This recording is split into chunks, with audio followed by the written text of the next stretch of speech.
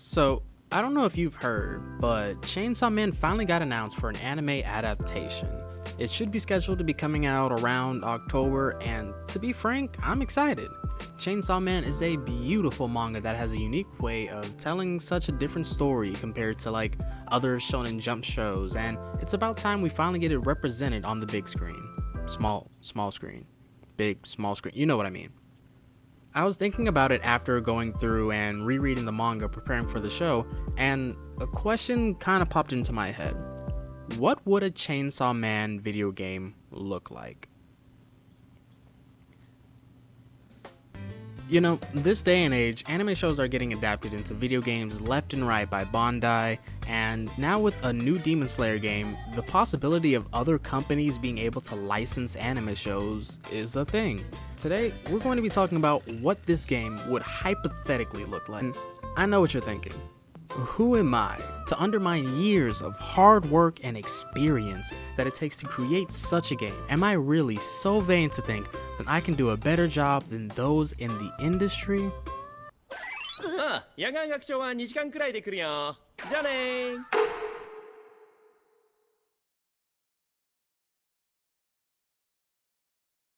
So, to start off with, we're going to go over what I call the pitfalls of anime games. If you have been playing these games for an extended period of time, you should know that these games are usually treated as a shiny coat of paint to put over an existing game or system, the prime example being the Muso games. While they are pretty fun and pretty cool, they're all typically the same but with a different color palette. These games are the echo fighters of the anime industry, and I feel like if/when a Chainsaw Man game does get announced, this is probably what it's gonna look like. It's been done before and it's been done to death. Honestly, I share the same feelings with a lot of arena fighter video games like Naruto Storm. Even the new Demon Slayer game looks cool, but I don't know. Honestly, I'm tired of it. Like, there are so many other creative and unique video game genres for video games to explore, and there are way too many different kind of games for other consumers to be getting the exact same product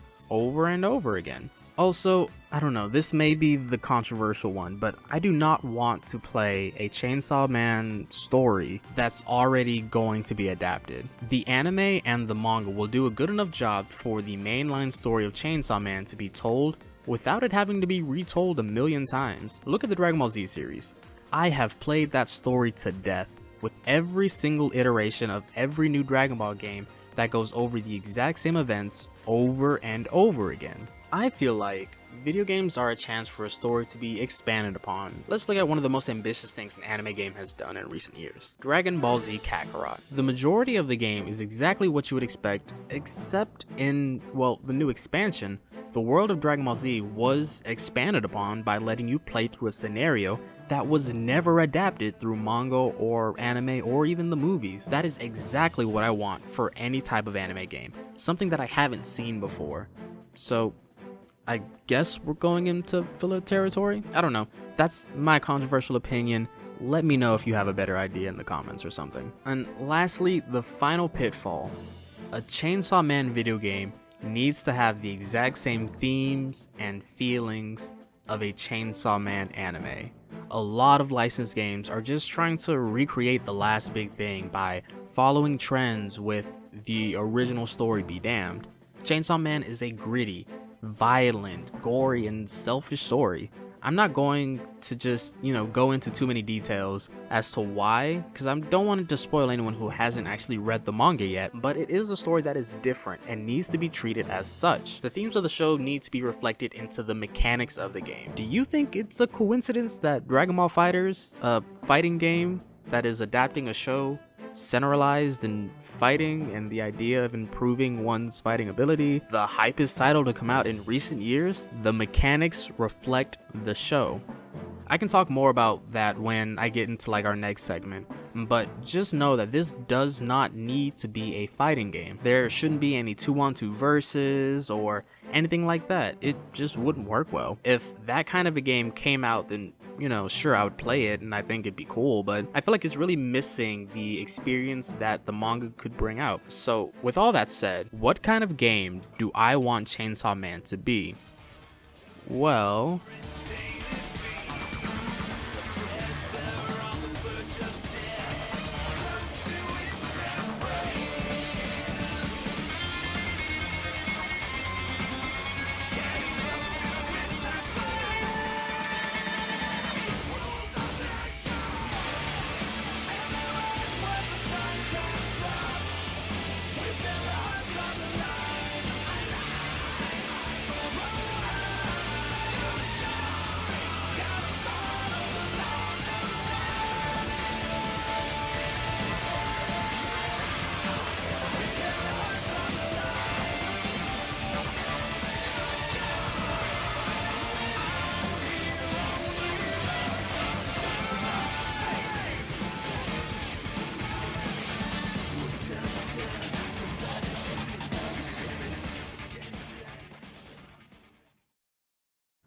Now, listen.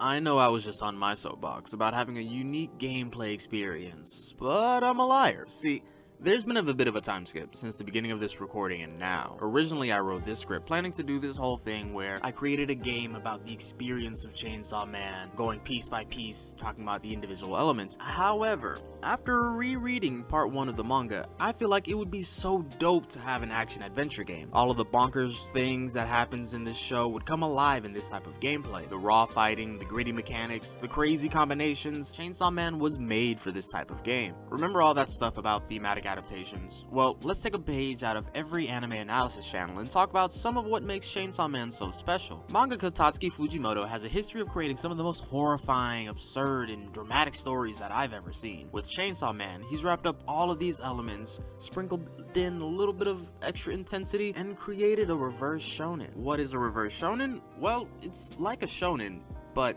not. Take all the normal tropes that you would find in a shonen anime and either flip it on its head or turn it up to 13. This results in what at first glance would seem like random kooky character traits that later reveal themselves to be very deliberate writing. Taking into consideration how character focused this story is on top of everything else, I figured a character action game would be the perfect fit. And while this genre does go by so many different names, I've personally always used the term stylish action just because it's the most indicative of the series. And Devil May Cry, arguably the originator of the stylish action genre, hits these strokes beat for beat. The over-the-top violence, the absurdity played straight, the character-focused melodrama are all conveyed well through the gameplay. Like, just look at this.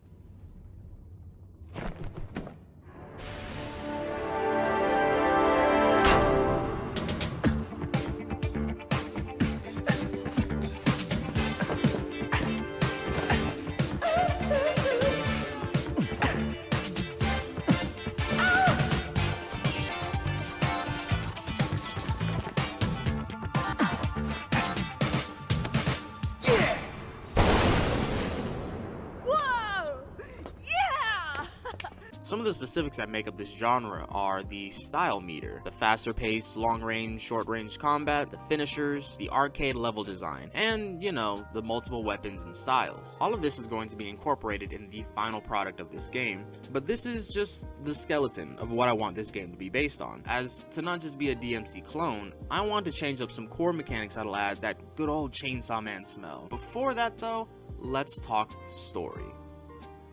This is a very broad overview of the story. Since the game will be broken up into 3 main playthroughs following separate characters, you won't get the full picture here. If this video gets enough love, I can make a separate video going over the specific plot elements and details in a part 2 of sorts. The story starts off with our 3 main characters, Aki, Denji, and Power, standing inside of Makima's office. She informs them of a powerful devil that has been sighted at a nearby remote island, and that their mission is to exterminate said devil. Denji and Power don't seem too enthusiastic about this, until Makima does make an offhand comment about this island hosting a fireworks festival in the coming weeks. With some newfound motivation, we hard cut to Denji and the group on a boat sailing towards the island.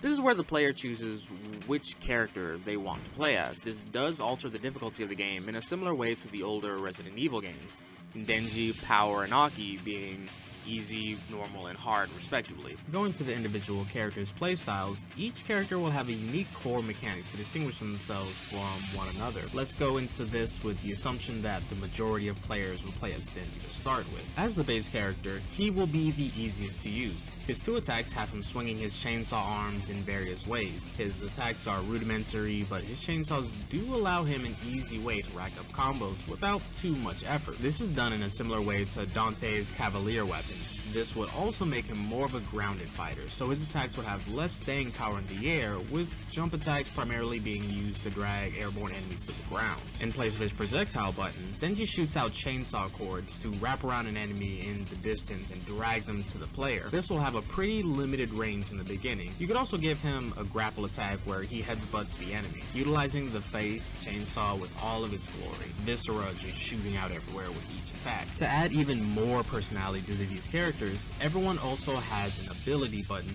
that does a little something special. In Denji's case, whenever the button is pressed, he cancels out of whatever action he's into, grabs his chest cord, and revs himself. That sounds dirty. Revs his chainsaw to get a super armor buff for a short period of time. This prevents other enemies from interrupting the player as they rack up longer combos. This ability also cancels out of most of his attacks to allow for some potential juggling strings. Sounds cool, right? But just wait, there's more. There's also a meter attached to this ability that, if upgraded, lets you rev multiple times consecutively to both further extend the buff and increase your chainsaw speed. Well, what does this do? It alters just how long an enemy is held in basic attacks. 1 bar being okay, 2 being decent, and the 3rd just decimating health with each swing. This is great, but it sounds like a bit much, right? Well, while the buff does prevent Denji's attack from being interrupted, it doesn't make you...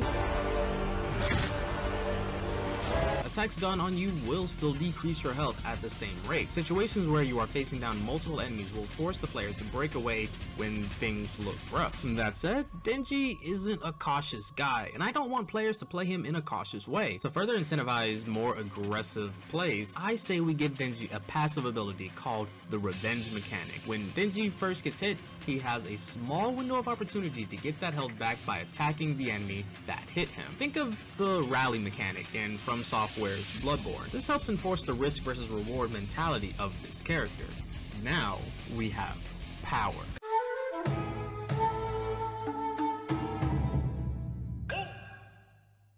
Alright everyone, leave me some comments on what kind of games you want to see turn into a video game and what kind of ideas y'all got. And this is also a pretty good time to mention that I may have had a bit of help brainstorming ideas for this video. Shoutouts to my guy Cody Decker over at the Volume 1 podcast. You should definitely go and check them out. They have some hilarious content. Remind me, because I will forget. Yeah. What's it called? The S Factor, because they're superhuman. What? I thought it was the F. X. F? X-Men. Cody, the stop X talking gene. about your ex, dude. Jesus. And they have some Chainsaw Man stuff, so you know what? Do it. Subscribe.